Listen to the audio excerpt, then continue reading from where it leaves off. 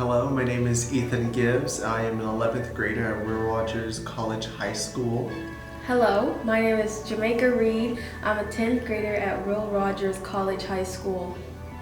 It's like, as a black person in this life, we always work so hard to mitigate the shame that we have.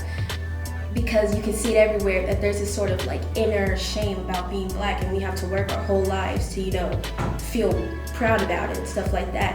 And incidents like the Tulsa Race Massacre, they prove that. They are one of those things that make it more powerful to have this pride. And so when it got burned down, it's like no matter when you move to Tulsa, no matter how long you lived in Tulsa as a black person, that shame is still going to be carried. And as long as we don't have reparations, as long as the city of Tulsa doesn't address it correctly, that shame is always going to be there. And I feel like nobody should have to still carry that in this day and age. And I feel like the victims of the massacre and their descendants also deserve not to have to carry that shame.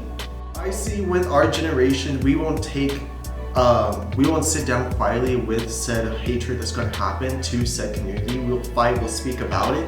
And I feel like with our generation, we'll take a stab at changing the hatred that's been happening for over a century. To hear what was happening just beyond the train tracks was frightening. It was concerning. It was alarming for me. A lot of peers and a lot of teachers had a lot of emotions, different emotions about the massacre. To have me to experience, to learn, to gain information was fitting a puzzle into a piece that you never knew could ever fit. I felt more connected to who I was because I learned about it. It feels like pressure.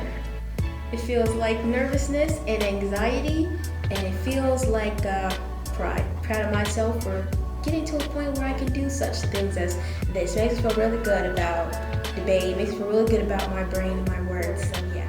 But I guess if I'm chosen to be in this role, then what I have to say must be, and I guess it must be for the point that I exist, and that's why it's important. But I just never thought about it, that I could say something that really means something, that somebody would really want to listen to me.